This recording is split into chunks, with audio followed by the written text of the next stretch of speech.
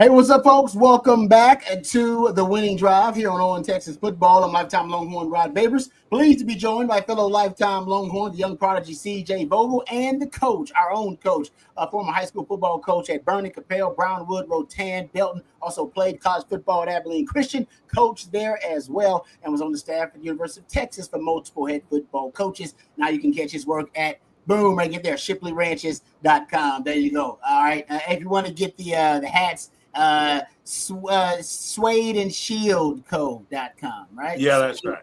Yeah, that's right. That's right. Look at you, man. I need to sell a ranch, so let's go. Let's get it done. Let's get it done. All right, Coach Bob Shipley, of course, joining us as well, and we are happy about that. Jeff Howe, our own Jeff Howe, is going to join us a little bit later on the show. He's going to drop in, talk about a lot of the different news, notes, and nuggets. Obviously, biggest headline on the 40 acres, of course, and we'll talk a lot about it. Congratulations in order for Blake Gideon, lifetime Longhorn Blake Gideon. We're moving on. He is going to take the defensive coordinator job at Georgia Tech. So it's going to be interesting to watch his growth. Obviously, as a coach, did a great job in that secondary this past season. One of the greatest turnarounds. Matter of fact, I'll give you a stat about that we've seen in recent college football history for a pass defense. But now we're talking about who's going to replace Blake Gideon as the safeties coach on the 40 acres. So that'll be a big part of the show today. Also, we got a couple of recruiting nuggets that CJ will throw out there as well. Your questions or comments also, of course, drive the show. Anything you guys want to talk about, just throw it out there. We'll address and answer as many questions as we can. Super chats, jump to the front of the line so you can interrupt the show at any time. That's how you do it. And we'll also jump into a couple of other college football headlines that I saw. I want to get coaches' thoughts about those things. But of course, the big story, Coach, as you know, and you know him very well, probably better than any of us, that's for sure. Blake Gideon moving on. We'll talk about, possible replacements and all that kind of stuff. But I kind of want to get into Blake Gideon's legacy now at Texas because, man, you're talking about this lifetime Longhorns. Not a lot of them have great careers and then come back to coach. And then also, when they coached, also had a lot of success as coaches. That is not rare. That's very rare, excuse me. So that's something that I think we got to discuss. And what are your thoughts about Blake Gideon? You know him very well, but him as a player and as a coach, actually. Yeah, well, I've known Blake since he was a little boy. His parents and I have been friends I've known his mother since I was probably 16 years old. And so they're great people. Blake is a great coach. He's a great recruiter. And I know I was vocal about the way our secondary played last year. We knew that had to be repaired, had to be fixed. And those guys did a great job, of doing that. And Blake is just one of those kind of guys that is just he presents himself well. He handles himself well. He's professional. He's very impressive, when you sit down and talk to him. And he's represented our university well for years and years and years. And good luck to Blake as he goes off to Georgia Tech. But I see him coming back to the 40 acres at some sometime. The funny thing about this business of coaching, especially at the college level, it's all about who you hitch your wagon to, Mm-hmm. And if they can have continued success, Georgia Tech is kind of, reemerging. Remember, there for a while, they were an option team for a long time. Mm-hmm. And so they've kind of revamped things and have things going pretty well. So good luck to Blake and Steve and Raylene, his mom and dad. And it's going to be a little further for them to travel to games now. But anyway, I think it's a great move for him. And again, I could definitely see him coming back to the 40 acres at some point in time in his career.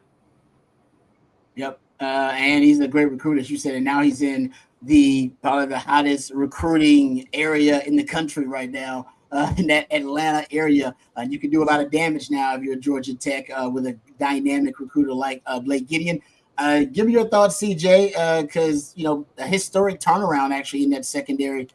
Blake Gideon was one of the engineers of that turnaround, especially with the play of the safeties, which was stellar. I mean, this season, and one of those guys coming back in Michael Taft, but there's no doubt about it. One of the strengths on this team was the play of the safety position Yeah, certainly. I'll back up what Coach said about who you hitch your wagon to as an assistant coach, really. And for most coaches, it's when to sell high on yourself, when to make that next leap into whatever the next career path is for you. And for most coaches, you get in the profession hoping one day that you'll become a Bill Belichick or a Nick Saban or one of these, guys that is hoisting multiple national titles. You have your own program to yourself and you become a made man that way, right?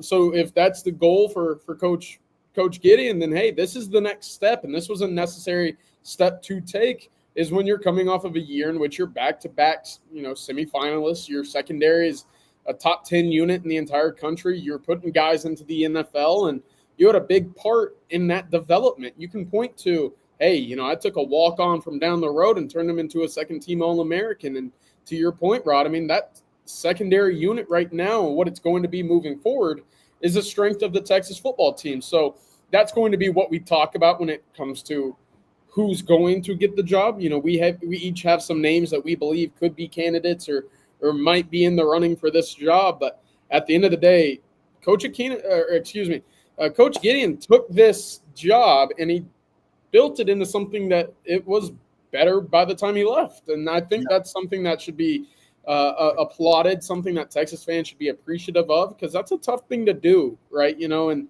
to do that at a team that wasn't bowl eligible year one, and to now look at the safety room and say, okay, you got 4 or 5 stars in that room alone. It's pretty impressive. So it's going to be stacked for whoever takes over the spot. But for Coach Gideon, absolutely, tip the cap. He did his job and did it very well here in Austin. Yeah, no, I'm with you. And my stat that I found during the season, the Texas pass defense actually finished the regular season as the top pass defense in the country. I believe after the playoffs and the postseason were done, I believe now they're like 6th or 7th, somewhere around there overall after everything was said and done. But the stat that I found, considering they were outside the top 100 at best pass defenses in 2023, I couldn't find a pass defense in the regular season that finished outside the top 100 the previous year, and then finished as the number 1 pass defense the next season. Now 25 years as far back as I could go, but that's as far back as the stats would let me go. And so you could make the argument in recent college football history that was part of the greatest turnaround in pass defense that we've seen. And Blake Gideon was a big part of that. So I'll give a lot. And the safeties were fantastic. Makuba was great. As CJ mentioned, Michael Taft might be the greatest walk-on story in the history of Texas football. I mean, you go from have we had a walk-on go and don't get not the guys that got drafted to play baseball like Ricky Williams. I'm talking about actual kind of traditional walk-ons. We had anybody that became an All-American as a walk-on? No, I was in charge of the walk-on program for 3 or 4 years. And, we've had some guys who've done pretty well and even got tryouts, in the NFL, been asked to go to camp. But nobody like Michael Taft. Yeah. All right. So that's another notch on his belt, as CJ said. I mean, you can use that when you're going out recruiting, talking about developing talent. So congrats to Coach Gideon, number 21, one of the great number 21s out there. See, so my brother from DBU. So congrats to him. We're happy for him. But now there's an opening at the University of Texas, and Sark. I'll give Sark a ton of credit, Coach. He's done in Sark we trust. He's done a damn good job of hiring. When there's usually an opening at Texas, and Longhorn fans will usually be critical of the hire, which they should be, because Longhorn fans have really high expectations, and they assume you're Texas, and we know this. If Texas calls, everybody's going to take the call, okay, NFL or college, because even if you don't want the job, it's going to get you a nice raise, all right? So you take the call, all right? You want your name in that conversation. And Longhorn fans believe, well, if everybody takes your call, you should just call the best in the country and then just get those guys. And there's sometimes I think Sark may kind of operate that way, but for the most part, he's about compatibility. And he's really about, the vibe in the staff and what fits with the staff coach. And that's why some of these hires, the Kenny Baker one, the Chris Jackson one came from the NFL, so people didn't criticize it as much, but they didn't know a lot about it. It was not one of that kind of the top names thrown out there early. But they've been the right hires because these coaches have done really well in developing talent. What are your thoughts about how Sark may approach the hire of a safeties coach and looking for someone to replace Coach Gideon? Well, there's a lot of talk about, Jerry Gray and some other, NFL type guys. But the thing that people need to understand is that's just half the job. The other half of the job is being a great recruiter. And sometimes guys in the NFL go to the NFL because they don't want to recruit anymore. They don't want to deal with NIL stuff anymore. So I don't know which direction he's going to go with that. I think he's got an incredible man on staff who has been with these DBs every single day.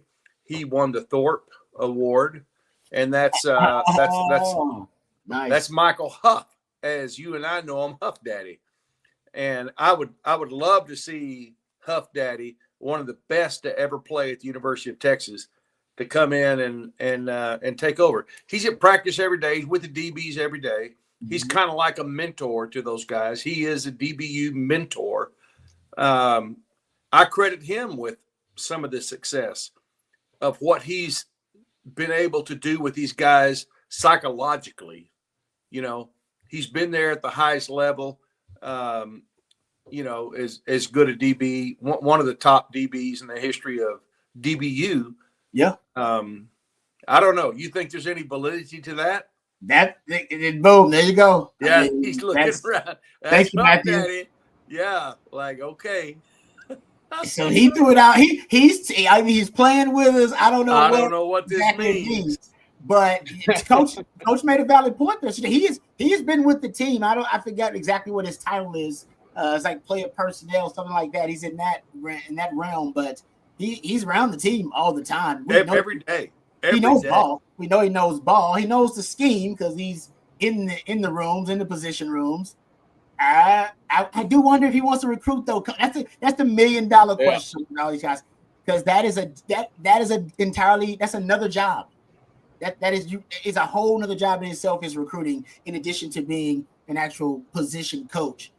Is he willing to put in that kind of time, CJ? Yeah, that's the big question, of course. And to y'all's point about Michael Huff being at the facility, basically every day, that because you see one of his exotic cars, or you see two big old biceps walking around on the sideline.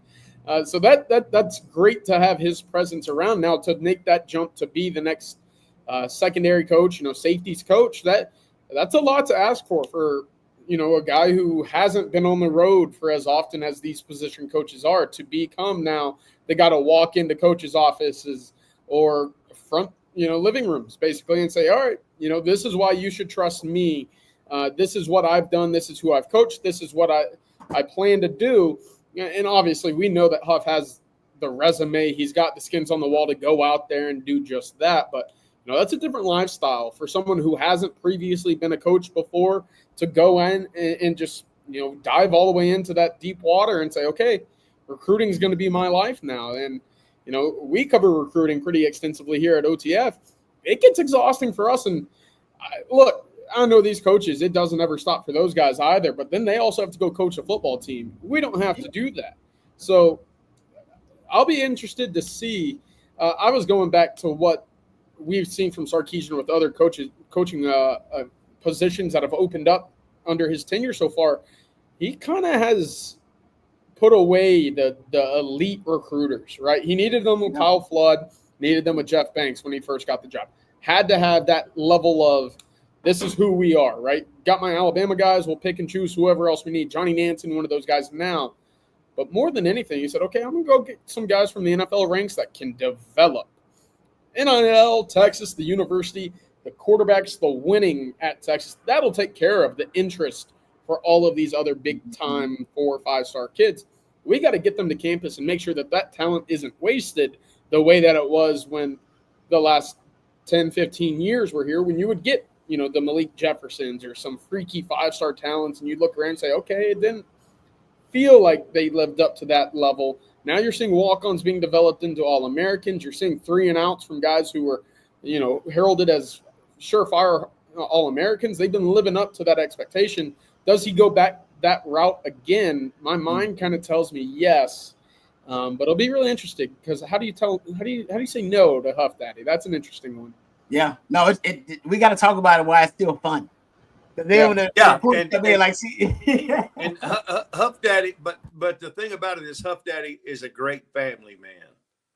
He's the one that brought the Undertaker into the program. Oh, his daughter and the Undertaker's daughter are good friends. They go to school together. I think they might even be neighbors. And so Huff is the one that got the Undertaker into to be a face of like McConaughey of the celebrities supporting the Longhorns, and Huff's the one that did that. So he's such a good family guy. I don't know that he would take that time away from his family. That's the only thing about it. But I tell you what, there's another job on campus that he would fit great in, and that's Kevin Washington, the player development, who's kind of the big brother type, the counselor, the mentor, the guy whose door's always open for anybody that wants to come in. Yeah, there we go. There's Huff Daddy and the Undertaker right there. Yeah, they're tight. That's awesome. Yeah. No, you mentioned that before, Coach, because of his influence with the guys on the team and how close he is with the guys in that locker room. No, I mean, so we're just kind of making maybe a realistic wish list here. So we're just throwing out names. I will throw out I'll throw out a name that's dear to me. I think Coach Akina should get a call. Coach Akina, Coach Huff Daddy was one of the, if not the architect of the reinvention of DBU. It's another reinvention actually happening right now, which is great. And I think he's the DB coach, I believe, now at Arizona. He was the defensive coordinator. So, I mean, that was a demotion there. Potentially, I know he has always loved Texas. It's a special kind of passion. You know him, Coach, very well. The special kind of passion he has for Texas. So I know he would consider, everybody would consider it Texas, but I'm talking about seriously consider it. That if he gets the call, he's one of those guys because of his roots here and because of the great times that he had here. I know for a fact he would consider it. Now, obviously him taking the job and all that kind of stuff, that would be different, but he's one of the guys I would throw out there. He's still one of the best DB coaches in the country. Has been for the last 20 plus years, actually, before I was even on the 40 acres. So that's the one guy I'll throw out there. So we're throwing out the realistic wish list of candidates. That's another one. So one of his sons married a gal who was on my staff at Brownwood, was one of our girls' coaches at Brownwood. She was a former pole vaulter at the University of Texas. They live in Austin. He's got a grandchild in Austin. I'm just saying, Yep. I mean, there's some more incentive for him maybe to come this way as well. Yeah. No, I know he would. I know he'd throw it out there. He would consider it. The one that CJ, I think, has thrown out that makes also a lot of sense just because of the ties and connections. CJ, your favorite, I believe, is the Jimmy Lake one. Who is that kind of the top of your list of candidates? Yeah, maybe not my favorite, but certainly one that came to mind first, of course, when you look back at what helped make Pete Kwiatkowski one of those, top defensive coordinators in the country during his time at Washington. It was that secondary, right? Taylor Rapp, Buda Baker. I mean, the safeties there were really, really solid. And then you go look at some of the corners as well. Byron Murphy, Kevin King was picked 33rd overall by the Packers. I mean, they had some really talented DBs, and I think they played well into what that secondary could mesh well with the front end, if you will, at Washington. And of course, they made it to the college football playoff in 2016, and Lake and PK were on staff there. Lake's worked with PK plenty of places previously as well, Montana State, Boise State. There's been all sorts of stops there. So that'll be really interesting. And I know Lake has had a falling out with Washington. He was fired there. He didn't last too long with the Falcons. The guy knows safeties and he knows secondaries and he has familiarity with Pete Kwiatkowski. That's one thing that we've seen, and there are plenty of other coaches, GAs, whatever you want to call it, hires that Texas has had. It might not scream off the immediate firing or inquisition that they're, in on the job, but there's always been some sort of connection there, whether it be played for PK, whether it be GA'd for PK, whether it be coached with Sarkisian, whether it be, whatever. There's some sort of connection there with most of these hires that we've seen so far. Johnny Nansen being the most recent. Chris Jackson had connections with Jeff Banks up at Washington State. So it makes sense. Another name I wanted to mention out was Joey Thomas, who was previously at Texas as an analyst in the defensive room in 2022 and 2023. He's now a passing game coordinator over at Nevada. But he was a big piece for the Longhorns in the last 2 seasons. He also played for Pete Kwiatkowski from 2000-2003 at Montana State, where he's a 3-time Big Sky All-Conference guy. So there's some familiarity. Again, some more names. He was in the room previously. He's worked under Sarkisian, played for PK, knows defenses, and specifically the secondary. So plenty of options for Texas. The big question here and the puzzle to unravel is, where does Texas go? Yeah, I'm with you. We don't know with Sark because there have been a couple of kind of rabbits he's pulled out of the hat that nobody saw coming. Kenny Baker was a prime example of it, and it's worked out really well. So I think there are a number of different ways he can go. I will say that I'm just asked because I haven't heard this name and I don't know what he's doing. What is Gary Patterson doing? No, I'm serious. I'm not That's sure. That's a great question. Long. Right? No, I think he's traveling the world a little bit. I know that, when he was at Texas, he would post clips of him in the band or him singing or something. He might just kind of be living life right now. Okay. No, I'm just saying. I know he used to coach. I mean, obviously he's a Hall of Fame coach, but I'm just saying he coached safeties at one time. Yeah, he coached safeties. Yeah, he was at Baylor. He was at Baylor this past season, but I don't think he's there anymore. Okay. And I know he may not go. He may not, want to recruit. That's always the question, as Coach said, on the road. Yeah. Kind of thing. Patterson was always a guy at TCU where, especially in the secondary, if they offered a kid in the state of Texas, and you're a university, if you're a Tech, an A&M, a Texas, a Baylor, if TCU offered a DB and you didn't offer him yet, his tape needed to be the first thing you watch the next morning because odds are they found somebody that was going to end up being pretty solid. Their defensive back assessment of talent, in my eyes, was always amongst the best that you would find in the state. Yeah, man. I'm just asking what he's doing because I'm like, man, I know he's a secondary guy. Like, he's a secondary guy. And right now, I know he's, I probably doing other things and exploring other, avenues. But he maybe wants to be a head coach and maybe a coordinator. But he maybe doesn't want to be a position coach anymore. I get that, but I would call the dude and see what he's doing. Text him. Yeah. Man, what's going on? What's going on, GP? So it's Texas, like I said, so a lot of guys will pick up the phone. I mean, of course, everybody will entertain that conversation. And for those asking, yes, I would entertain it too if I got the call. If I had to be of service, thank you, Cisco. We appreciate that. Thank you for the the super chat.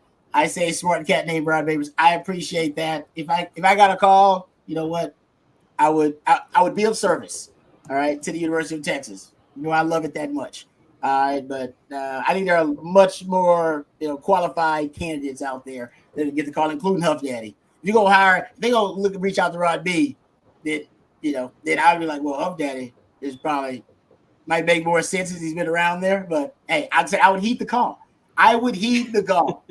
All right. I don't know if you'd want to take a pay cut like that or not, Rod. I think wife would be on board. I'd be out of the house and the paychecks would come directly to her. She'd be good. There you go.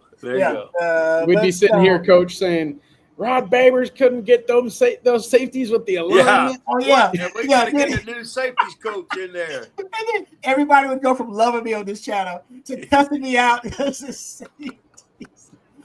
goes Coach Babers teaching them safeties how to drop all the interceptions What's again. He thinking? He's coaching them all like they're 5'10". No, man. Trust me, it's a lot of hours. And honestly, the recruiting thing I think would be easy for me. I think I could easily. You could do that. You'd crush that. Yeah, I think can't do it without you. Yeah, the hours spent, man. There's a lot of hours spent in coaching. I'm telling you. I don't know if I'm on the road like that. There's a lot of hours spent. So they're dedicated. It's worth it. They make good money. But yeah, man. So I don't know if at this point. I would be up to those kind of hours, but if I get the call, I would heed the call. Only for Texas, baby. Only for Texas. All right. Another name that I thought was interesting. There's talking about realistic wish list candidates here, and like I said, there'll be candidates all around the country that I'm sure Texas can be looking at here. But a name close to home, I saw this out there and I mentioned it as well because I didn't know he was coaching in secondary. Brian Carrington is a secondary coach. He's a cornerback coach. At one point, I thought he was coaching running backs or wide receivers. He was on the I think he was at one point. At one point, he was. We know that he's a recruiting. I mean, he's a rainmaker in recruiting. That's really what his unique elite quality is on your staff. But he loves ball and he wants to be a position coach. You know, it's not a name throwing out there. I see somebody mentioned it. He's a young, hungry guy. I don't know. He knows that there's a lot of talent in Texas, and even at Arizona State, he still is recruiting Texas heavily. So another name throwing out there, just young, up and coming. Yeah, I think he worked for Sark for a while. So when Sark came on, see, yeah, he was in the recruiting department. Yeah, I think again with the transition from college football the way that it was to now this NIL era. Is that the route that you go where you need the charming recruiting guy, or do you need a guy that's had, multiple stops of putting guys in the league? And I think Carrington in a few years will have that resume. Does he have that now? I would argue maybe not. But again, that familiarity with Texas, with what it's like to recruit in the region, and of course with, some of the guys on the staff at the moment, it does make sense to make those ties connect. It just, I think, in my eyes, it would go against what we've seen from Sarkisian when it comes to filling out his staff previously.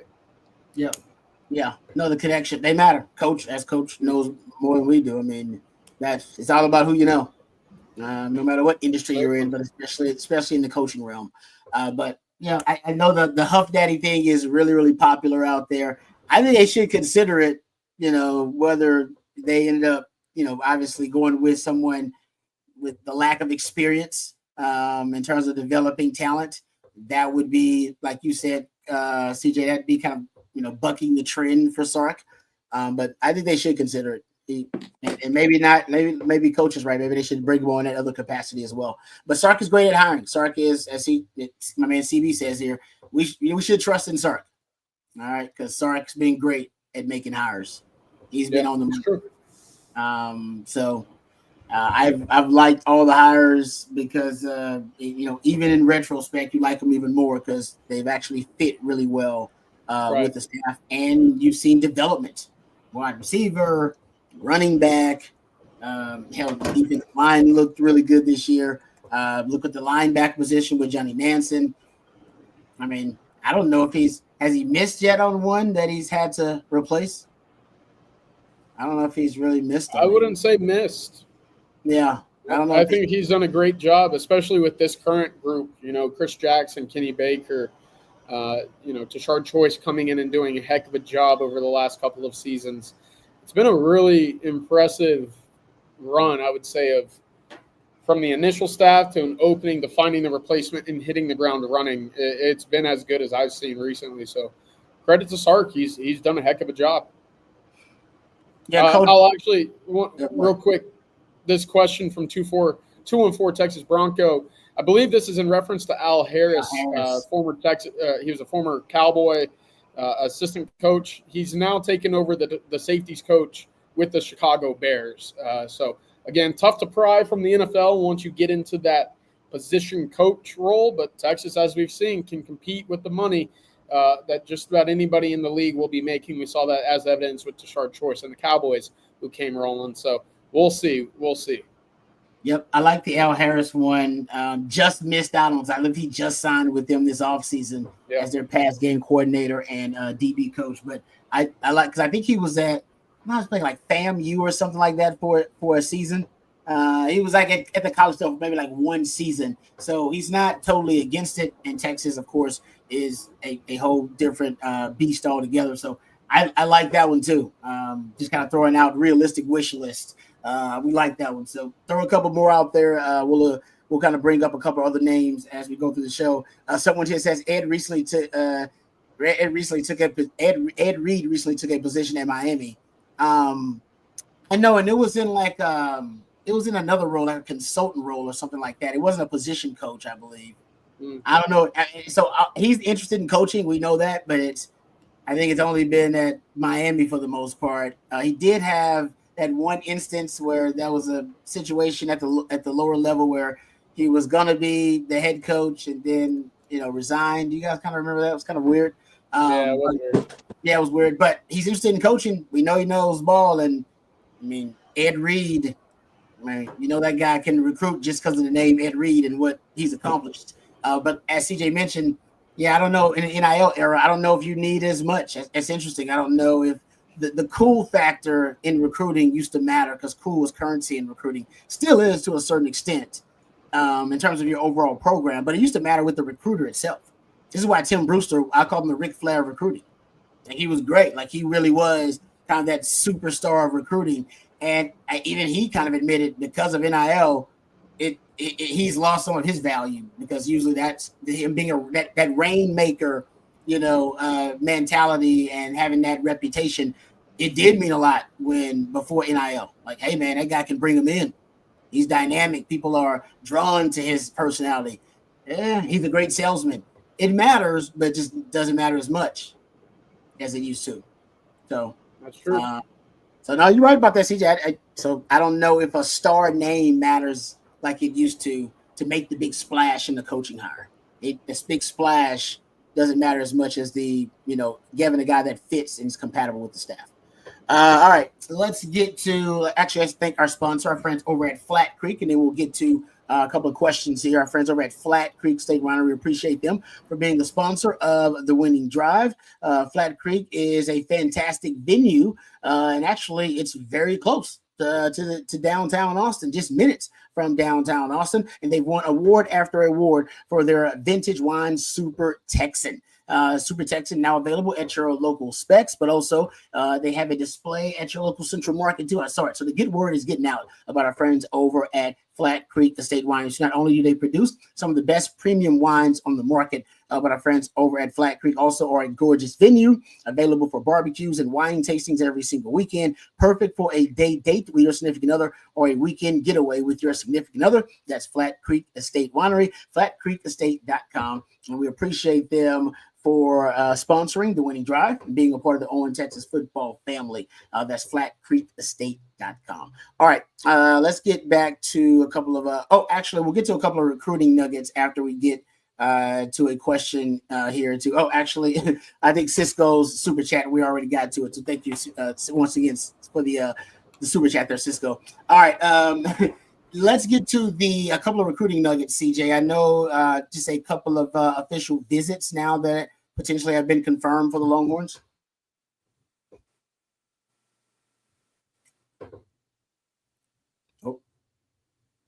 Yeah, two were set in today, both of them on the wide receiving front. The first is Jabari Mack out of Destrehan, Louisiana. He set his official visit for the week of June 13th. He also set three others, the first to Ohio State, Texas A&M right after that, which is preceding the Texas official visit. And his final one set for June will be to LSU. LSU obviously perceived to be one of the tougher teams to beat in that recruitment. Louisiana kids typically stay in Louisiana when it comes to, if LSU wants you, that's a tough pull out of the state. The other one is Aledo wide receiver Caden Finley, the son of Jermichael Finley. He will be coming in the weekend after June 20th for his official visit. Of course, he was expected on campus for the junior day, January 20th. Ended up in South Bend to go see Notre Dame, but certainly a school that Texas is familiar with. Certainly, a school of interest for Caden Finley as well. Looks like right now Notre Dame, Texas are going to be the two that battle it out towards the end. But Texas will get that final official visit week in the month of June for Caden Finley. Those are the two updates on the official visit front. Of course, we'll have more on Texas football later on in the week. All right. Thank you for that, CJ. Appreciate that. Go to OwenTexasFootball.com. You can find out more updates. There you go, my man Jeff Howe joining us. Appreciate you, Jeff, coming on. The man who needs no introduction, actually. The newest member of the Owen Texas football family. Jeff, how are you, brother? We were just, of course, talking about the big news on the 40 acres. The coaching vacancy left by the departure of Blake Gideon, lifetime Longhorn, heading to Georgia Tech to become their defensive coordinator. We actually have talked already. We had a breaking news kind of breakdown earlier today, breaking down the news and talking about possible candidates to replace Blake Gideon. Obviously, kind of rehashing it. What are your thoughts about how Sark was going to approach the vacancy of the new safeties coach? I think he's going to hire somebody that we're not talking about right now. That's because that's typically been the way he's rolled, right? But I think we've thrown out some pretty good names. I mean, and I look, maybe we've learned, and I say we being the people that get paid to talk about this stuff. I think we've learned, hey, cast that wide net because Sark's going to do his research.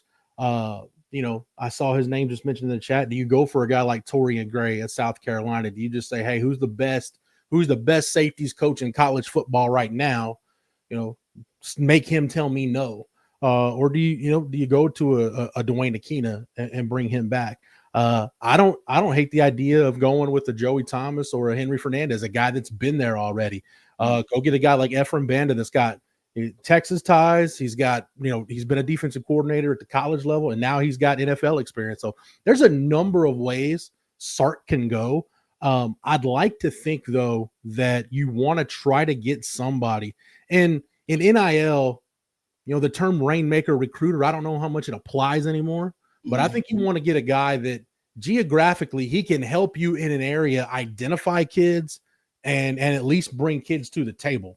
Because once a kid gets to the table, once you get them on campus for a visit, especially the out-of-state kids, a lot of Texas at this point sells itself. So but I think you need somebody with connections in a certain area, whether it's certain parts of Florida or Georgia or the Carolinas or wherever, get you a foot in the door, maybe even Alabama, Mississippi, and then go from there. So if I'm Sark, that's what I look for. I look for somebody that can get me a foothold or expand my footprint in a geographical area where there's a lot of talent. Yep. And we've seen that with the guys he's brought in. They've had, roots in different areas, and geographically, some of those fertile recruiting grounds I always talk about, CJ. And even some of the guys most recently they brought in as a part of the support staff and an additional staff. I think they also have those kind of recruiting backgrounds in Louisiana, Atlanta, Georgia, Florida, places like that where, that's where the future of Texas recruiting, a lot of it's going to be, is an SEC country. And that's where a lot of the talent is. Yeah, it was a big deal whenever Texas hired Terry Joseph on the initial staff that he had ties to Louisiana, right? Texas gone in and had some success with defensive backs there. Derek Williams being one, Wardell Mack another one. And then as the staff hirings have started to evolve and as Texas as a program has started to evolve, that net has been cast much wider.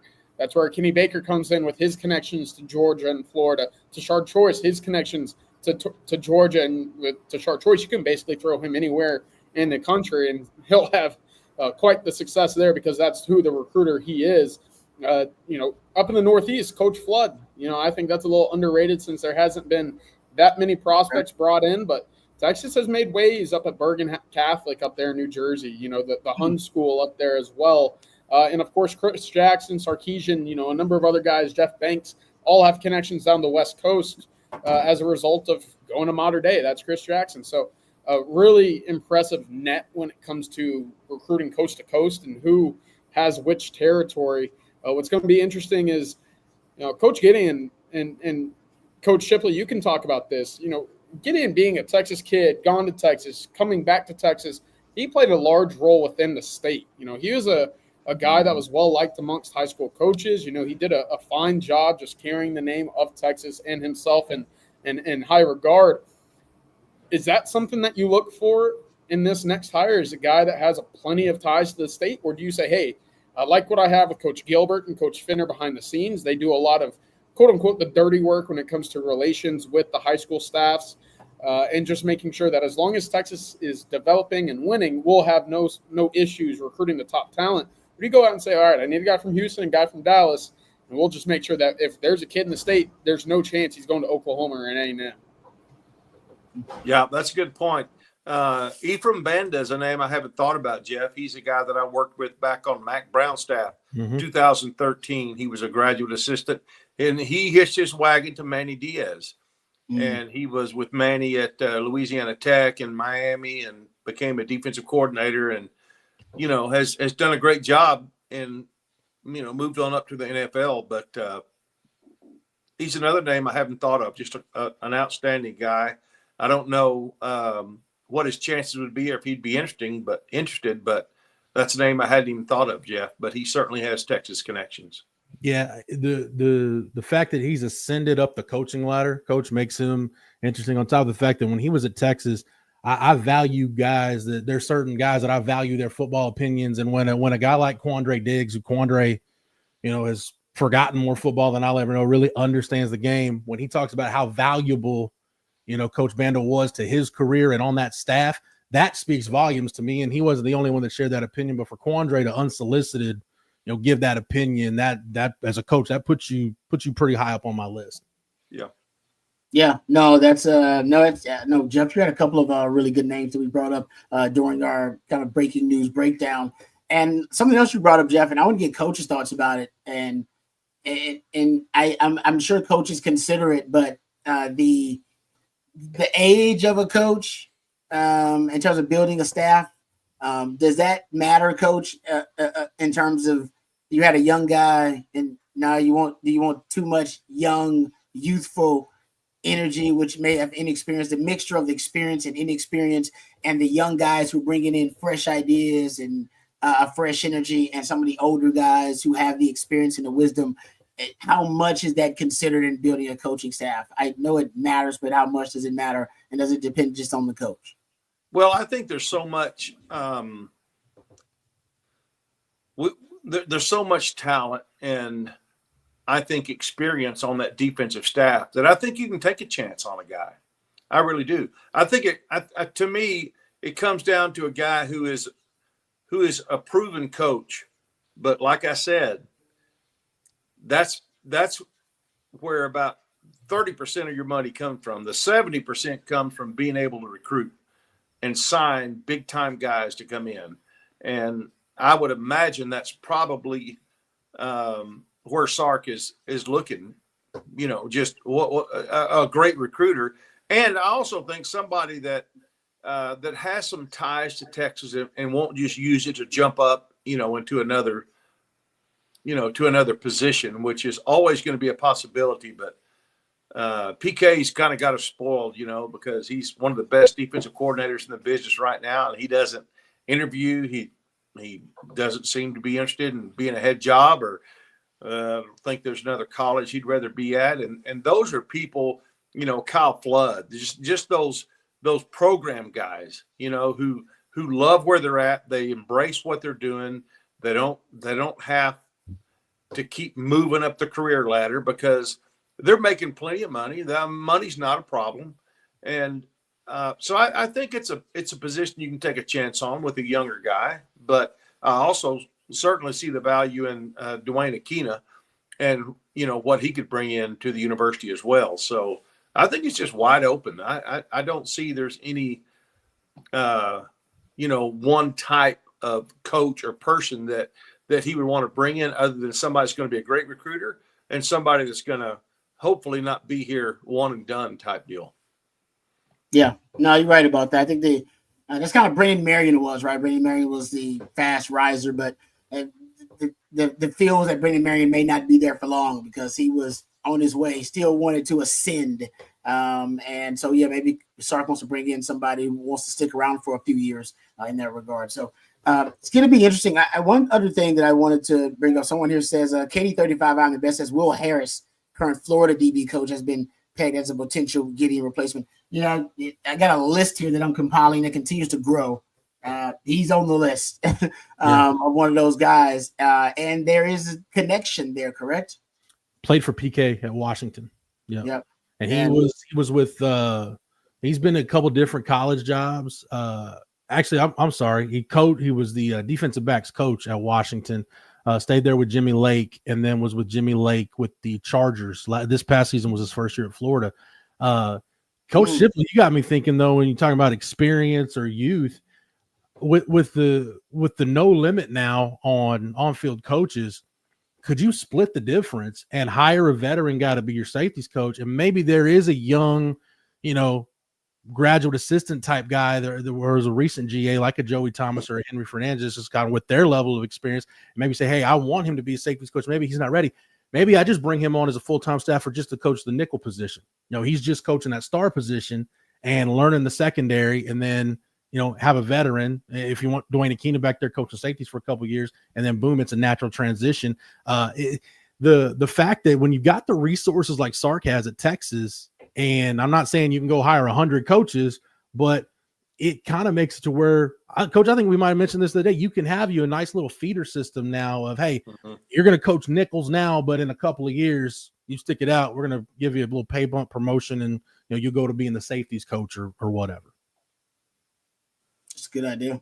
I like that idea. And they had, was it Coach Hazelton? Scotty right? Hazelton. Yep. Is that from that analyst, whatever position? Reportedly, he was working with the nickel, so maybe they like that.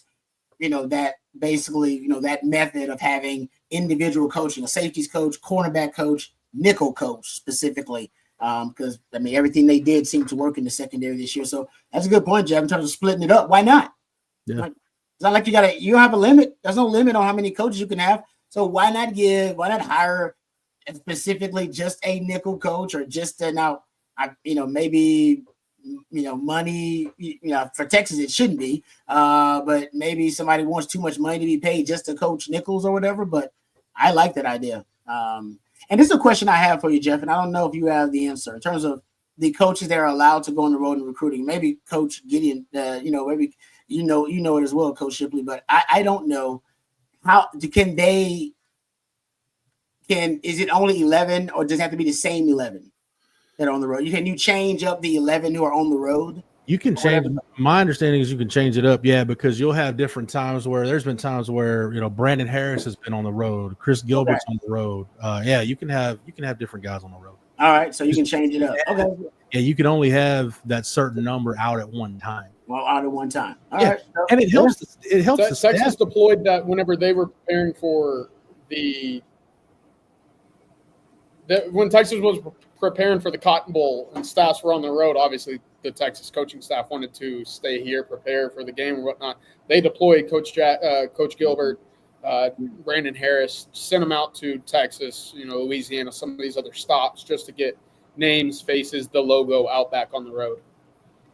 I think it helps too. With PK, with bringing in Leon Clark to coach the edges. PK.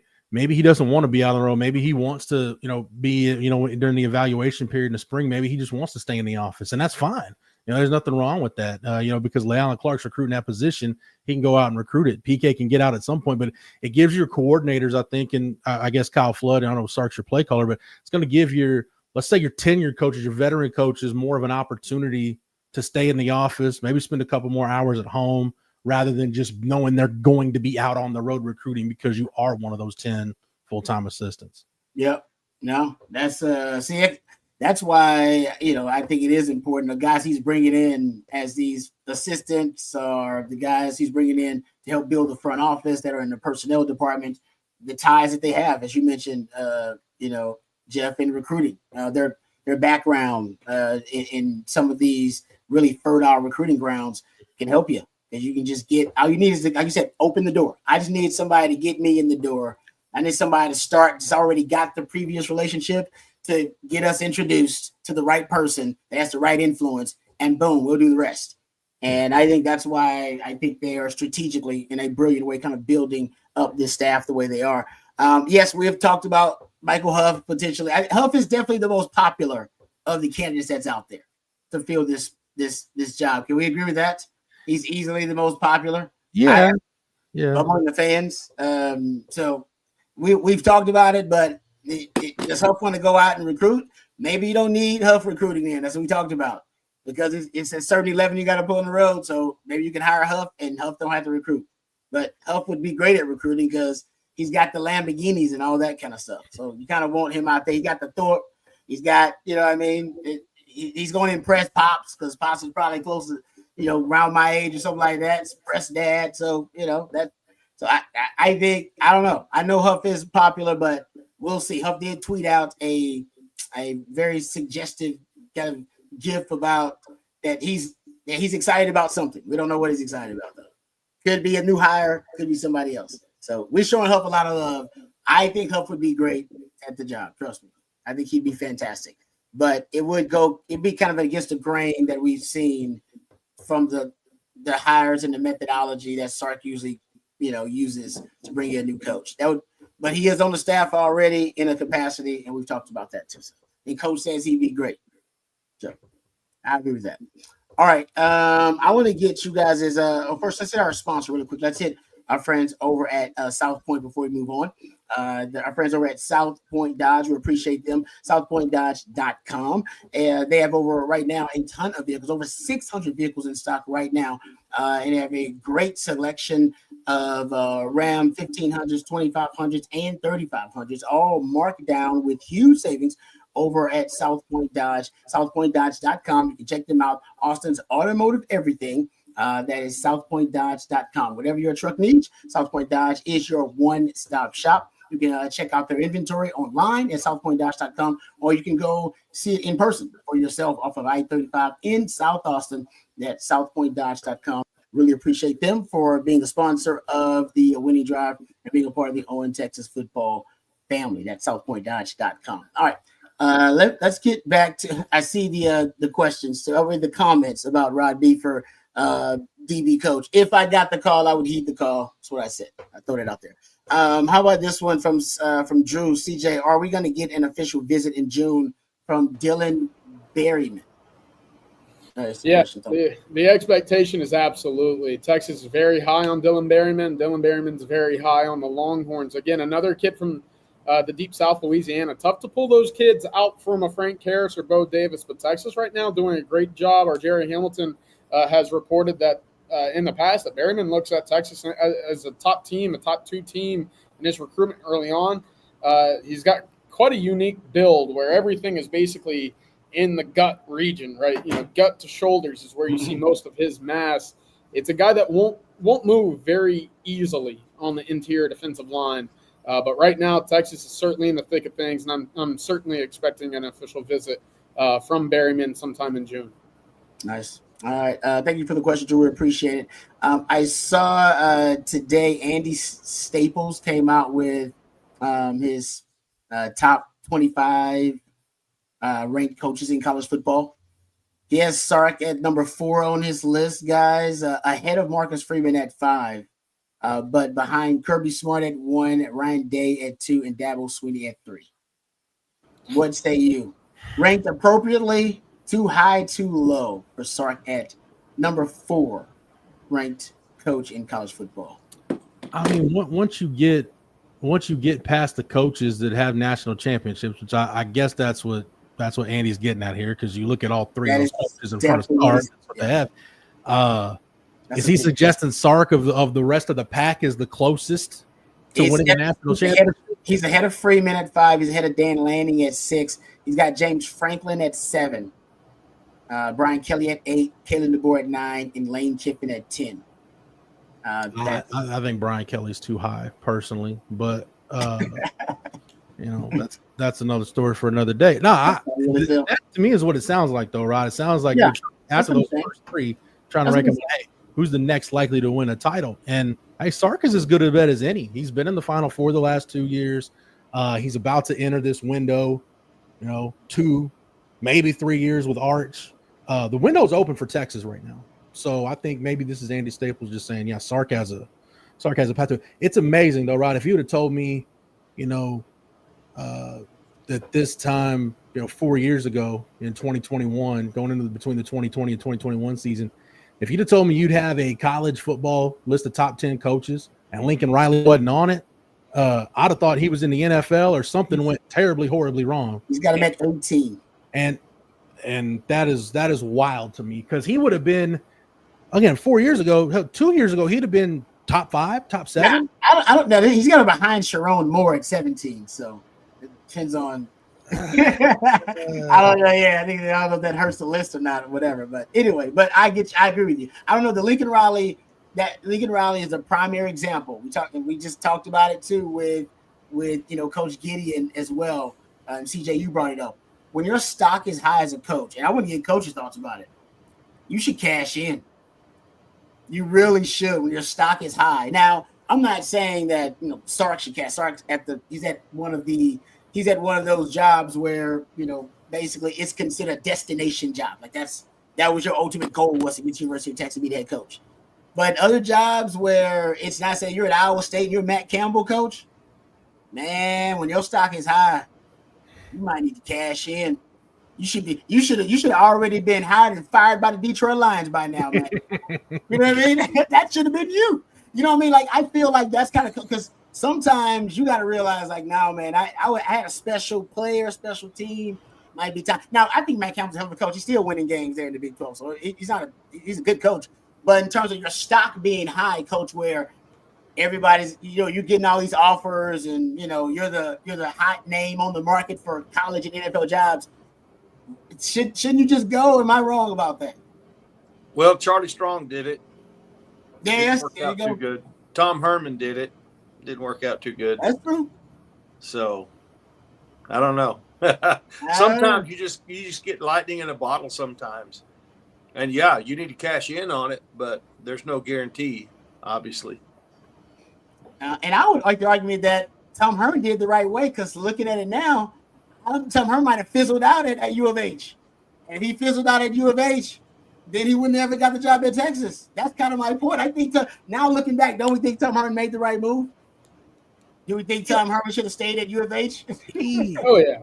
I bet Tom probably sits and wonders, like, if he would have stayed at Houston, what they could have built. Because I really think, talking to guys who were on that Houston staff, they felt like, you got to remember that 2018 class that they built that was a top 5 class. A lot of that class came from the greater Houston area.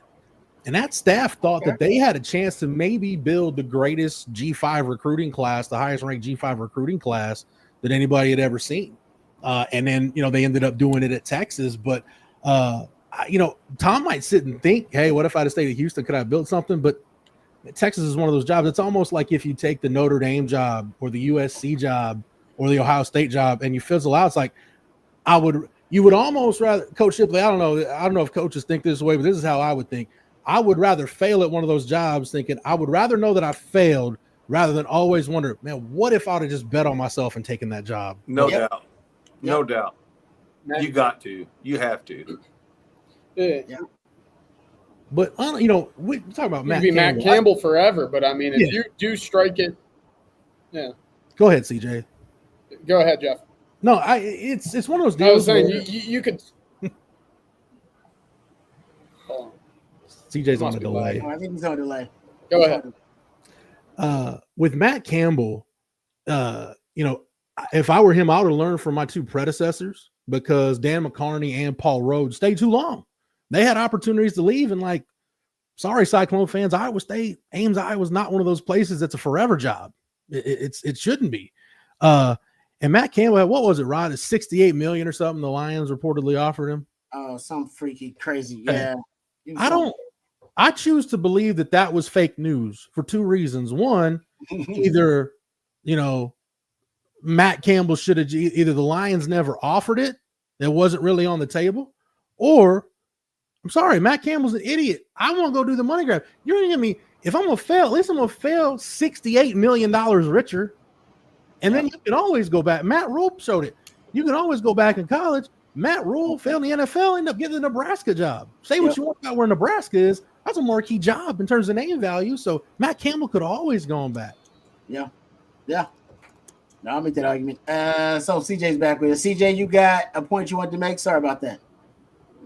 No, I just rage quit a little bit. We're back now, but no, I mean, I was just to the Matt Campbell point. You could be there, you could be nice and cushy. I think Gundy has obviously made Oklahoma State what he could, but don't you want to be, the guy in college football? If you got into that level, if you're competing for, conference championships at a school that's never done it before, isn't there an ego in you? I know all coaches, to an extent, coach, don't shoot me for this one, but every coach has an ego to an extent. They want to be the best. That's why they got into this profession, is to be competitive, right? So I always think that the guys that find a home and stay there, there's just a level of content, which is fine. That you're making good money, you're doing it at a place that you love to do, but to take that next step and to just at least wonder what you could do at a higher level, that would hurt so long. If I coached for 40 years and I never got past in Iowa State, knowing that I had offers in the NFL or Ohio State or whatever. But I don't know. That's just the take I've had with Matt Campbell specifically. He's like, why would you not? Why would you not take that leap and see what else is out there for you? Yeah. That's no. I'm just even for the guys who are coordinators and stuff too. I mean, up and coming guys. I get it. I mean, to me, I think you cash in when you can, because you just never know. It may be you being a great coach, or it may have been luck. You want to cash in on that luck, man, when it's on your side. One says here, thank you for the super chat, one. What do y'all think of moving Terry Joseph to safeties and hiring an awesome DB coach? Yeah. I'm not sure about that. I got to go back and look at Terry Joseph's background, guys. I'm not sure. I know he's got a background for being a passing game coordinator too. But in terms of just moving him to safeties, you could, if it just makes it easier for you.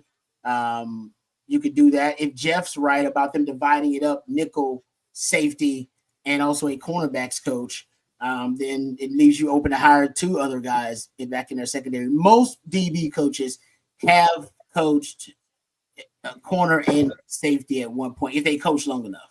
It's happened for a lot of them at one point, I would assume. Or they've been a DB coach, as they call it, which means they're probably coaching nickels and other things as well as coaching a specific position. But I don't know right now off the top of my head Terry Joseph's resume how many times he's coached DBs and safeties either. He's been primarily a DBs coach during his career, just coaching the whole secondary. I mean, look, if you really wanted to get freaky with it, you could just have TJ just be the defensive pass game coordinator, and then hire you new guys to coach, one to coach corners, one to coach safety, one to coach nickels. Like, I'm telling you, with the ability to have on-field coaches, the options are endless. Now, is that too many cooks in the kitchen? Probably. But, I mean, I'm not going to completely throw that idea out the window. You just have to make sure that everybody's on the same page. That's the biggest problem. The more coaches you have, the more philosophies you have, the more egos you have, all those things. And, you can get too many cooks in the kitchen. I'm afraid you'd have to find somebody that fits that role that you're looking for. That's not going to try to take over everything. That's going to stay in their lane, and take care of their guys in a way that where everything gels together. Because if everybody's not on the same page, it's a cluster. I mean, it can be coaches arguing, fighting, all that stuff. I can't imagine Sark allowing that on the staff. But you can't have too many cooks in the kitchen, and it takes a special head coach to be able to hire those guys to make sure that the culture is not sacrificed just so that every position has a coach. Yeah, that's a great point, Coach. And I'll say this: if there's one thing we've learned about Sark in his hires, culture matters, because I've seen it done enough times at Texas where staffs have been put together different ways. I remember when after that 2010 season when Mac had to reinvent the staff. Go look at that 2011 Texas staff, and at the time, go find me a better, other than maybe Alabama and Nick Saban. Go find me a better coaching staff. If you could handpick your guys, I mean, Manny Diaz will run the defense, Brian Harsin running offense, Darryl White coaching receivers. I got Stacey Searles as my online coach. Like, you basically had the best of the best, and even that staff, as good as it was, couldn't get the program to where Mac wanted it, to where everybody thought it would be. So I think that's another thing too, guys. I think a lot of times doing this, you get caught up in looking at, okay, who's been winning championships and who's kind of the hot name in recruiting. Oh, just go get that guy. That guy may not be a culture fit for a number of reasons. And Sark, to his credit, the guys that he's brought in to fill these vacancies, they've fit like a glove. All of them have. Yep. No, you're right about that. That staff was loaded, man. It was all the hot names because it was Texas. Texas could pay top dollar, and Mac was still, he thought top of his game. It just had that 1 year that was kind of the fall from grace. But at the time, Texas, and still was considered kind of a catapult and a job that would put a lot of those guys on the map. And I think it should have put them on the map. They still ended up being more on the map a little bit later on, but it wasn't the stop on their journey that they thought it would be. Right. They had to kind of work their way back from it, and so it was always a bit surprising. That's a good point about that, Jeff. All right, let's get to, since we're talking, I want to get back to the conversation about Sark and really him, what he's got to do to take the next step, and talking about coaching hires. So I was thinking about a lot of the guys that had that were ranked ahead of him in Andy Staples' ranking, and they were all, of course, championship winning coaches, as you pointed out. But they all did make kind of a drastic hire to upgrade, like in a couple of years before they won the championship. A lot of those guys. We know the Chip Kelly hire for Ohio State was big. Hell, Jim Knowles before that was big. The Todd Monken hire was pretty big for Georgia to kind of change their offense. And Todd Monken was a kind of an air raid-ish guy, and that was kind of his roots. That was big for them. And, we've seen these over time, right? LSU, Joe Brady was big coming on. That was kind of a 1 year thing. Sark was part of that, I guess, with Saban, but Saban did that like 5 or 6 times. So he's kind of outside this conversation. That's why he's the GOAT. But we have seen these programs who were knocking on the doors. Texas is doing back-to-back Final Fours, make a move. James Franklin's trying to do it right now, right? Cole Tanicky and bringing on Jim Knowles, that was able to finally push those programs over the top. And in Sark's, actually, I'm not talking about coordinators and stuff like that, but I wonder through the staff, continue to infuse it with all these coaches is his way of being able to do that. Because I think the Johnny Nansen one was big, that hire was big. And maybe through the secondary now he can do something else like that. The secondary was damn good. I mean, it's talking about the best secondary argument in the country last year. Mm-hmm. So, to tinker with it, he's going to be forced to because his safeties coach is leaving. But to tinker with it too much, you could argue, is a risk. But that's a risk that when you're knocking on the door, you got to do something drastic to get over the top. We saw that with the other previous programs that done it. Michigan helped. Jim Harbaugh did it, right? He got he went and got the mentor young man from Baltimore. Actually got it twice. McDonald the first time and then mentor. So he did something to push him over the top schematically. I'm talking about schematically here. Obviously, infusion of talent acquisition, NIL, that's part of it. Everybody's got to play that game. Mm-hmm. I'm talking about what actually was able to kind of schematically push him over the top. Could Sark do this? Could do that right now with this hire, potentially, and something along those lines. Potentially. It's hard, because I think about Mac leading up to the national championship because he had to make one of those moves. He did one of those, yeah. When Bull Reese moved on after the 2003 season, and then he brought in Greg Robinson, who really reinvented the defense, and then he left to take a job, and then Gene Chizik took it to another level.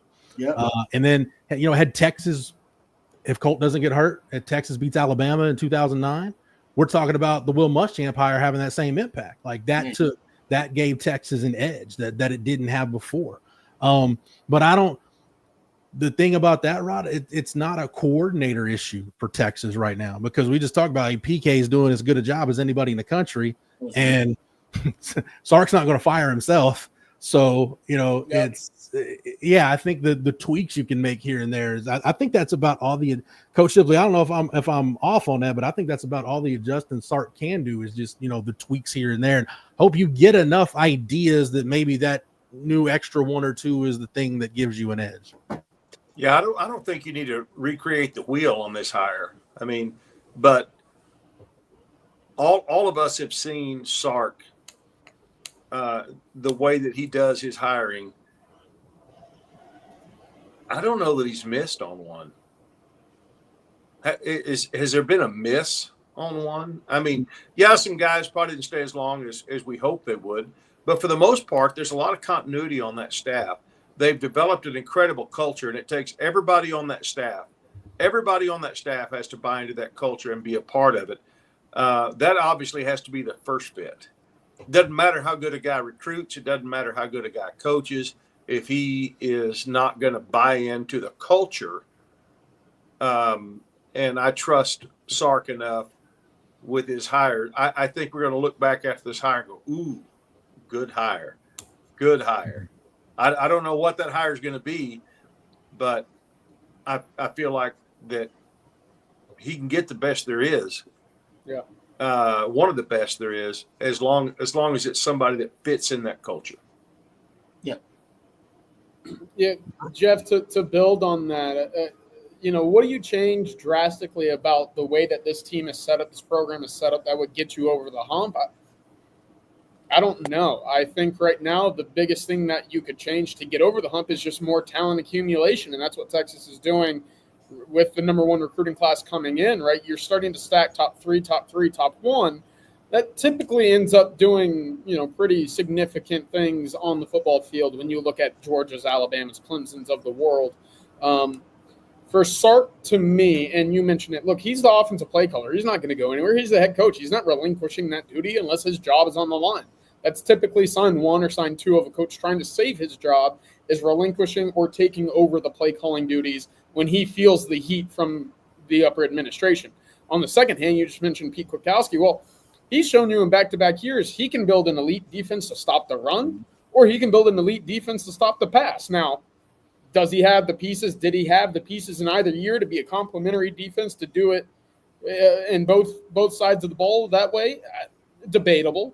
But we've certainly seen the adaptations necessary with the personnel on roster that gives you confidence that regardless of who Texas has at positions of strength on the field, he can build defenses to compete and win football games at the highest level. It's all about coming together. And I think more so than anything, these last year and a half, you can look to the offensive side of the ball and say, okay, this is the side playing catch up versus the contrary. So will this hire change things? I hope not, because I think that defensive side of the ball has been and will continue to be very, very good. What's going to be interesting is how does this new look offense with Arch Manning, fresh offensive line, play catch up and really kind of complement that defense. But overall shakeups, in my eyes, I think you'd be doing yourself a disservice with how close you've gotten the last 2 years with back-to-back semifinals. Yeah. To me, Rod, I think it boils down to where Sark needs to be for this thing to go to the next level. I don't think it's a schematic change as much as it's an attention to details issue. Because if you look at where this team has been deficient, think about how good they were in 24, and they were erratic all year on special teams. They turned the ball over on offense way too much, and they committed way too many penalties. So I think if you just fix those things, if you're more buttoned up on special teams, if you don't turn the football over as much and you don't commit as many penalties, that's probably going to win you an extra game or two right there. Yeah. No, I don't disagree. I could make the argument that Johnny Nansen's influence could have been that. If they ended up in winning a national title next 2 years or so, that his hire could have been one of those catalysts that I'm talking about, because the defense has drastically changed since he came on the staff. Now, I wouldn't attribute that all to him, but his background there at Arizona was a very multiple defense, and it was one of the most creative, one of the most innovative defenses in the country. And Texas defense was not that. But last year, there were a lot of elements of innovation.